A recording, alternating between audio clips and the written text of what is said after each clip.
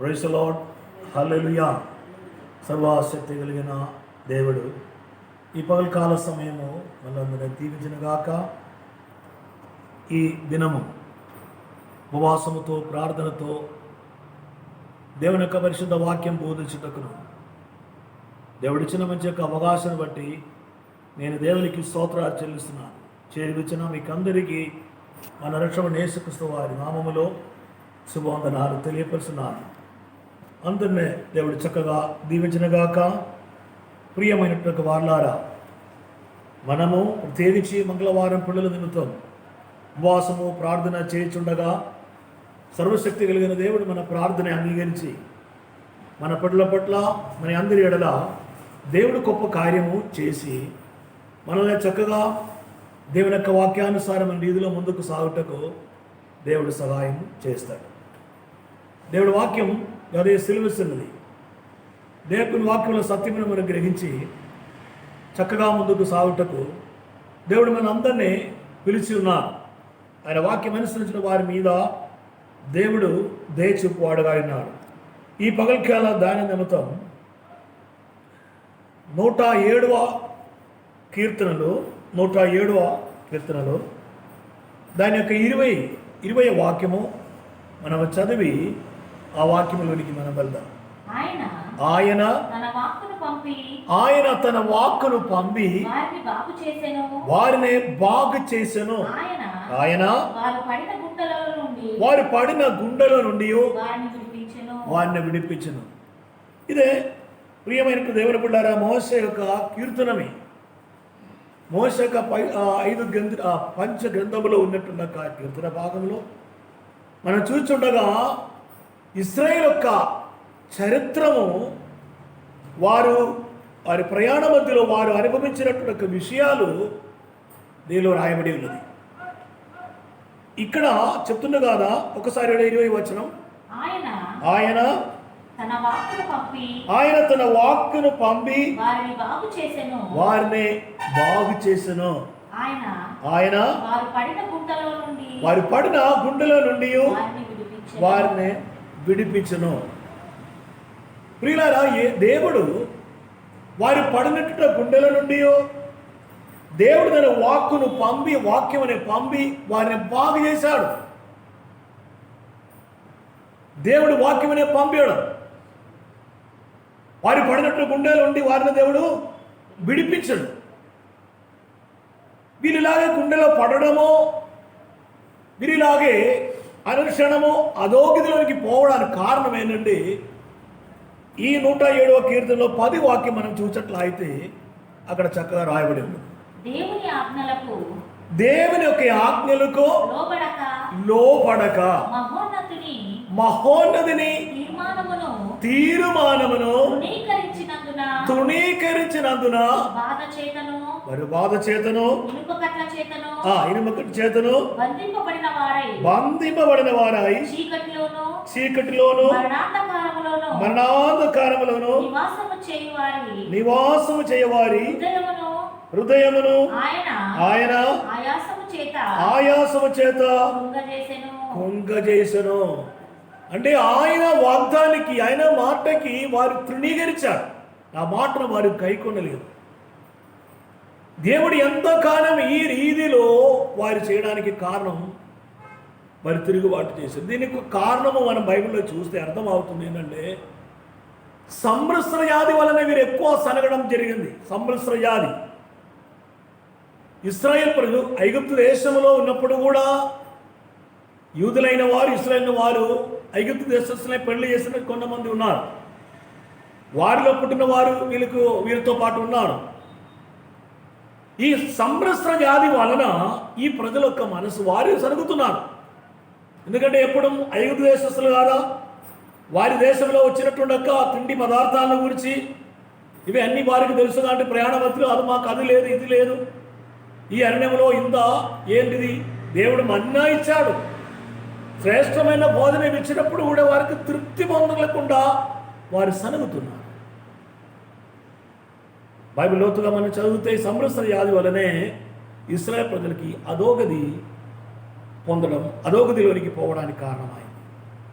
కానీ ప్రియమైన దేవుని బిడ్డలారా, ఆయనను జీవం కలిగిన దేవుడు, దయగత్తురాత్మైన దేవుడు, దయ కలిగిన దేవుడు ఏం చేస్తున్నాడంటే వారి మీద దయ కలిగి వారి పడినట్టు గుండెల నుండి దేవుడు వారినే విడిపించాడు.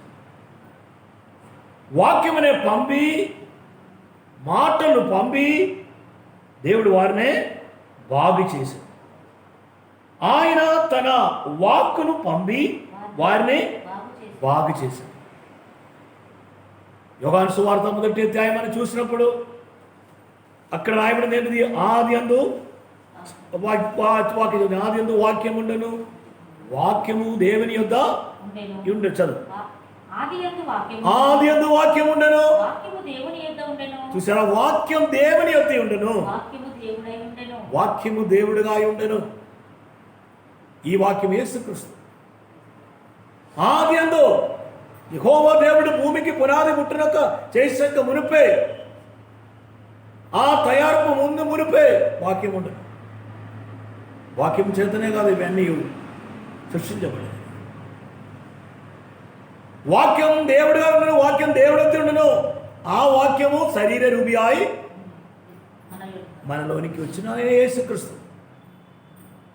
అందుకనే ఇద్దరు ముగ్గురు నా నామములో ఏకీభవించును, నేను వారి మధ్యలో ఉండను అని దేవుడు చెప్పాడు. యేసయ్య నామములో మనం ప్రార్థన చేసినప్పుడు ప్రభు మన మధ్యలో ఉన్నారు గనక, వాక్యం వల్ల ఉన్నది గనక మనం చేసిన ప్రార్థనకి జవాబు వస్తుంది. ప్రియమంటూ దేవుని బిడ్డారా, వాక్యమనే పంపించి స్వస్థపరచడము. ఈ పగలకాల సమయము ఎందుకు అనారోగ్యం వస్తుంది, ఎందుకు పరాజయాలు వస్తుంది అని మన వాక్యం చూస్తే అర్థమవుతుంది. దేవుని యొక్క వాక్యముని తృణీకరించే వలన, ఆయన ఆజ్ఞలు లోపడక మహోన్నతిని తీర్మానమును తృణీకరించినందున వారికి అరోగతి అన్ని వచ్చింది. మన ఎడలో కూడా, మన జీవితంలో కూడా ఈ విధమైన సమస్యలు వస్తుంది. అన్నీ ఆ రీతిలో కాదు, కానీ కొన్ని పరాజయాలు దేవుని మహిమ కొరకాయి. యేసుక్రీస్తు ఇలాగే శిష్యులతో నడుచుచూ గలీలా ప్రాంతంలో వెళ్ళుచుండగా గుడ్డివాడిని కలిశాడు. ఆ గుడ్డివాడిని చూసి శిష్యులు ఏమనంటే, గురువు, ఈయన తల్లిదండ్రులను పాపం చేసిన వందన ఈయన ఈ గుడ్డివాడు ఆయన అని ప్రశ్న చేశారు. ప్రభు అన్నాడు, కాదు, వీళ్ళు తల్లిదండ్రులు చేసింది కాదు, కానీ దేవుని మహిమ కొరక ఇతనికి విషయాలు వచ్చేసింది. అదే విధముగా అదే రీతిలో మన యొక్క జీవనంలో కూడా ప్రియమైనటువంటి వారలారా, కొన్ని సందర్భాలు, కొన్ని విడుదలు ఆలస్యమానికి కారణం దేవుని మహిమ కొరకాయే అని మనము అర్థం చేసుకోవాలి. దీనిలో దేవునికి ఏదో ఒక ఉద్దేశం ఉంటుంది. ఆ ఉద్దేశము జరగాలి, దాని నిమిత్తం ఇది వస్తుంది. ఇలాంటి కొన్ని విషయాలు మనం చూస్తే ప్రార్థన కూడా ఎలా ఉంటుంది. కొన్ని విషయాల ప్రార్థనకి జవాబు తొందరగా రాదు, అన్ని విషయాలు కాదు. ఏదైనప్పటికీ కూడా ప్రియమైన దేవుని బిడ్డారా, వాక్యం సందుగా విని మనం ఆ వాక్యముని అనుసరించు ముందుకు సహాయం.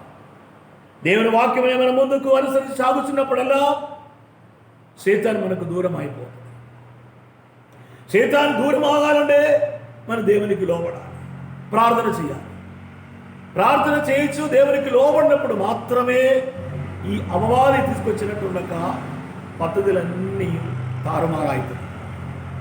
ప్రియమైన వారలారా, ఇశ్రాయేలు యొక్క చరిత్ర మనం చూసినప్పుడు యెరికో కోట స్వాధీనించి వారి దాటి కనాను దేశానికి ప్రవేశించాలి. కానీ వారి గడ్డమా వచ్చినది యెరికో కోట. ఆ యెరికో కోట కూలగొట్టడానికో లేక ఏదైనా బుల్డోజర్ తీసుకొచ్చి దాన్ని మొత్తం తుత్తినిగా చేయడానికో ఆ కాలంలో మార్గమేమి లేదు. ఇక ఇంతమంది ఆ కోటని ఎంతగానో కష్టపడి పనిచేస్తే కూడా కూలగొట్టడం కూడా అసాధ్యమైన విషయం, దేవుడికి తెలుసు. మళ్ళా కోట కదా, దాని ఉస్క, దాని యొక్క మట్టి, దాని యొక్క రాళ్ళు, అవి అన్నీ ఉన్నాయి. ఆ కోట ఇశ్రాయేల్ ప్రజలు, యాజకులు, దేవుని యొక్క నిబంధన మందసం మోయించిన వారు, మరియు గాయకులు, మనం అక్కడ యెహోషువను చూసినప్పుడు వారిని దేవుడు వరుసగా నిలబెట్టి వారందరూ ఈ కోటకు చుట్టూ 7 రోజు చుట్టి తిరిగి లాస్ట్ దిన వారి కేకలు వేసినప్పుడు కోట పడిపోయింది. నేను అనుకుంది పడిపోవడం అంటే అది అట్టుబడినా ఇటు పడితేమని ప్రజల మీదకి పడుతూ కావచ్చు. ఒకవేళ అది ఆటోమేటిక్గా కిందకే దిగిపోయింది కావచ్చు అని నేను భావిస్తాను. కోట పడిపోయింది, కూలిపోయింది అని అక్కడ రాయబడి ఉంది. ప్రియమైన దేవుని బిడ్డలారా, ఇది ఎలాగ సాధ్యమైంది? ఆయన ఆజ్ఞని వారు అనుసరించిన గనక.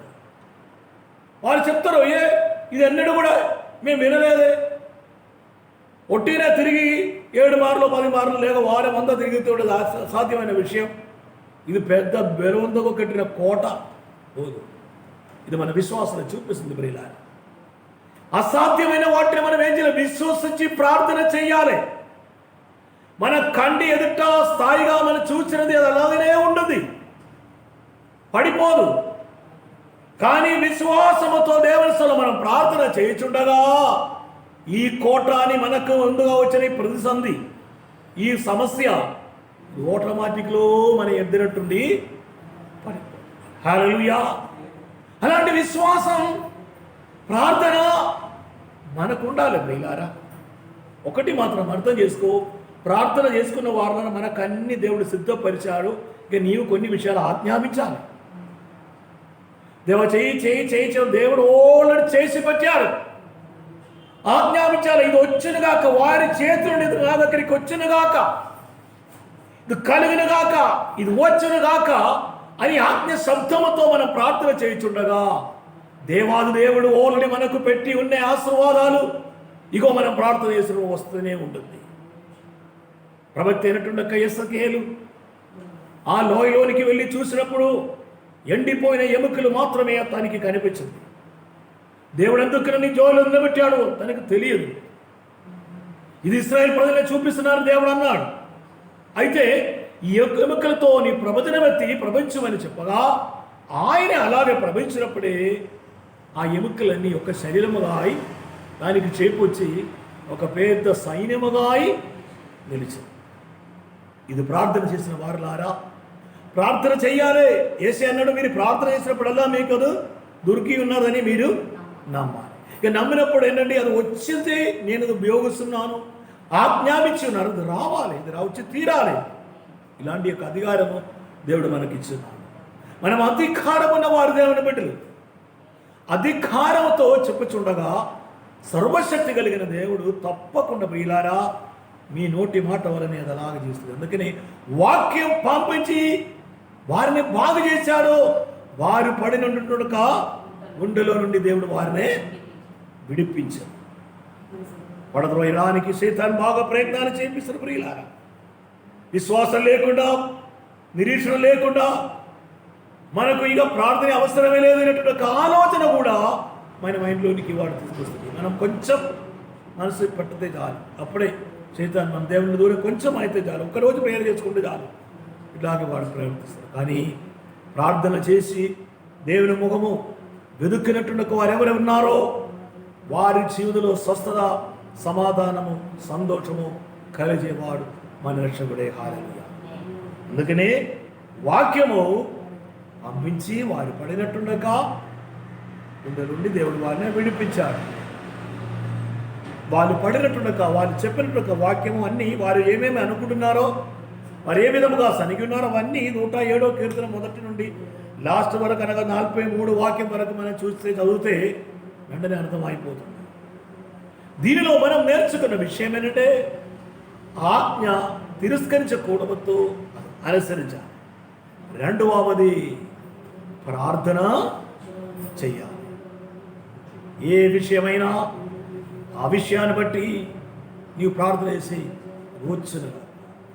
అవును ప్రియులారా, ప్రార్థన దేవా ఈ దేవా ఇస్తాడు, దేవుడు ఇచ్చేశాడు. రక్షించబడిన వారులారా, దేవుడు ఆల్రెడీ మనకు పెట్టి ఉన్నది ఆస్వాదాన్ని మన దగ్గరే ఉంటుంది. ఇక్కడికి ఏదో దూరం కాదు. నీవు ఓపెన్ చేయాలి, ఇది ఓపెన్ చేయాలి, తీసి ఓపెన్ చేసి ఉపయోగించడానికి ఉండాలి. అది మన జీవితంలో మనకు కావాల్సినది. యేసుక్రీస్తు మన కొరకాయ చాలా దెబ్బలు ఆయన శరీరంలో ఆయన కార్చిన రక్తము మనకు పాపక్షమ కలుగజేస్తుంది, రోగ స్వస్థత. ఆయన పొందిన దెబ్బల వలన మనకు, ఆయన పొందిన గెలుపులు, ఆయన పొందిన గాయం వల్ల మనకు స్వస్థత కలిగింది. ఆ స్వస్థత విశ్వసించినటువంటి ఒక వారికి ఇప్పుడు కూడా దేవుడిచ్చుటకు సమర్థుడుగా ఆయన. ప్రియమైనటువంటి వారలారా, యేసుక్రీస్తుని మీరు చూడండి, యేసయ్య వాక్యమని వినండి, ఆయన మాట గట్టిగా పట్టుకోనండి, ఆత్మను అనుసరించండి. కానాయిలు పెళ్లి విందులో యేసుక్రీస్తు వారు చేసిన కార్యం ఏమిటి? ఆ ఇంటి వారికి, విందు వారికి ఇవ్వడానికి ద్రాక్షరసం అయిపోయిన సమయంలో ఇక ద్రాక్షరసం లేదు. ఎందుకంటే తయారు చేసి అది తీసుకురావడానికి అది ఈజీగా ఉన్నటువంటి కార్యం పని కాదు. మనమైతే ఏం చేస్తాం, ఒకవేళ భవిష్య పెళ్లి విందులో కొంచెం కూర ఏదైనా తక్కువ అయితే కొంచెం నీళ్ళైనా పోసి దాన్ని కలిపి సమృద్ధిగా ఇచ్చినట్టు ఏదో అడ్జస్ట్మెంట్ చేస్తాం. కానీ ప్రియులారా, ఈ ద్రాక్షారసం అక్కడ అడ్జస్ట్మెంట్ చేసి చేయవలసినటువంటి ఒక రీతి అక్కడ లేదు. అప్పుడు అది తెలుసుకున్న మరియా యేసు ప్రభు దగ్గరికి వచ్చి, మనకు యోహాను సువార్త 2వ అధ్యాయం చూసినప్పుడు వారి మాటలు అక్కడ జరిగిన విషయాలు మనకు తెలుసు. అయితే అక్కడ ఏంటంటే మరి ఏమని తెలుసా, ఆయన మీకు ఏదైనా ఆజ్ఞాపిస్తే మీరదు చేయుడి అని చెప్పాడు. ఆయన ఏ ఆజ్ఞాపిస్తున్నారు? యూదులు శుద్ధీకరణం నిమిత్తం అక్కడ పెట్టిన 6 రాతి బాణములు అక్కడ ఉంచబడి దానిలో యేసు ఆ బాణాలు నీళ్ళతో నింపుడని వారితో చెప్పగా వారు వాటిని అంచుల మట్టుకు నింపి, అప్పుడు ఆయన వారితో మీరు ఇప్పుడు ముంచి విందు ప్రధాని యొద్దకు తీసుకొని చెప్పగా వారు తీసుకొని. చూడండి, అక్కడ మీరు నింపుడి అని చెప్పాడు. అక్కడ ఉన్న పని వారు ఏం చేశాడు, వెంటనే మీరు మొత్తం నింపించారు. ఇక తీసుకోపోనానని అంతే. అక్కడ పోసిన మాత్రం వాళ్ళకి తెలుసు, మరే పోషణ నిండిన తర్వాత ప్రభు అన్నాడు తీసుకుపోయి వాళ్ళకి ఇవ్వండి. ఇక్కడ ఏం జరిగింది? జరిగినటువంటి ఒక విషయం, ఆజ్ఞను వాళ్ళు అనుసరించింది. దేవుడు చెప్పిన మాటలు అనుసరించడానికి ఒక హృదయము కలిగి ఉన్నట్లయితే ఈ రోజే దేవుడు మీకు మేలు కలగజేస్తాడు. ఆజ్ఞను తిరస్కరించుకొని ముందుకు సాగిన వారి జీవితంలో పరాజయము తప్ప ఏమాత్రము సమాధానం వారు పొందలేదు. ఈ పగల కాల సమయం ప్రియమైన వారులారా, సమాధానం కలిగిన వారుగా, స్వస్థత పొందిన వారుగా, విడిపించగలవాడు యేసుక్రీస్తు నీ హృదయపూర్వకంగా మీరు విశ్వసించి దేవుని యొక్క ఆశీర్వాదాలు రాకుండా విషయాలు ఏదో అని మిమ్మల్ని మీరు పరీక్షించి కనబెట్టుకొని వాటిని సరి చేసుకొని ముందుకు సాగితే ఈ రోజు దేవుడు మిమ్మల్ని విడిపించడానికి సమర్థుడుగా ఆయన రక్తం కార్చాడు. నా కోసం, నీ కోసమే, మనందరి కోసం ఆయన రక్తం కార్చాడు. మనకు పాపక్షమ దొరుకుతుంది, మనకు విశ్వాసం ఎవడిచ్చాడు. ఇక మనం చేయవలసిన కార్యం ప్రార్థన ఒక్కటి మాత్రమే చేసి మనం విజయం పొందుతాం. దేవుడి వాక్యం ద్వారా మనందరినీ బహుగా చక్కగా దీవించిన గాక. పిల్లల నిమిత్తం ఉపవాసంతో వచ్చిన వారులారా, మీ ప్రార్థనకి దేవుడు జవాబిచ్చి ఎల్లా వేళలు ఎల్లప్పుడూ మీకు తోడ నీడని ఉండి మీ ప్రార్థనకి దేవుడు జవాబిచ్చి ముందుకు నడిపించిన కాక. దేవుడు మనకు తోడైనాడు.